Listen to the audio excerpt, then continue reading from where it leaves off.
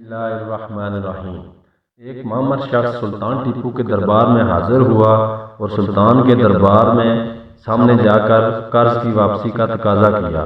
تمام درباری و امراء حیران تھے۔ ٹیپو سلطان نے کہا، کہو اے شخص کیا بات ہے اور کون سا قرض میرے ذمہ ہے جس کا تقاضا کر رہے ہو؟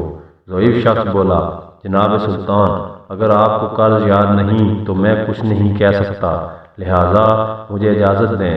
مگر سلطان نے فرمایا، آپ اپنا قرض وصول کر کے ہی جائیں گے۔ اس پر ضعیف شخص رک گیا اور کہا، سلطان معظم، پہاڑیوں کے قریب واقع جنگل میں میری جھونپڑی ہے۔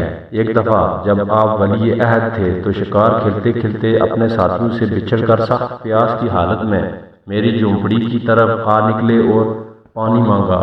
میں نے آپ کی خدمت میں اناروں کے شربت کا ایک پیالہ پیش کیا۔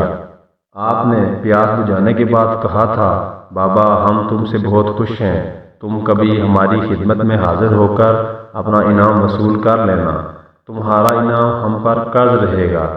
آج وہی قرض وصول کرنے آیا ہوں۔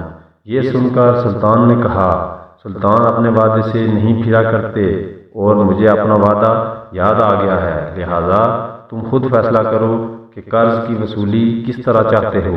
عالی جاں، میں شربت کے پیالے کے عوض آپ کی آدھی سلطنت چاہتا ہوں۔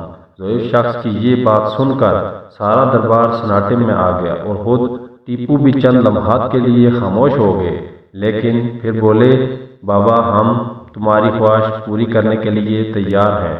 تمام درباری اور وہ ضعیف بزرگ بھی یہ سن کر دنگ رہ گئے۔ اس پر ضعیف شخص نے کہا، عالی جاں، آپ بے شک قول کے سچے ہیں، میں اپنی خواہش واپس لیتا ہوں اور التجا کرتا ہوں کہ مجھے بس سادہ پانی کا ایک پیالہ دے دیں تاکہ شرط پوری ہو سکے۔ سلطان نے یہ خواہش پوری کر دی اور حکم دیا کہ جنگل میں بوڑھے کی جھونپڑی کے گرد اناروں کا وسیع باغ لگا دیا جائے۔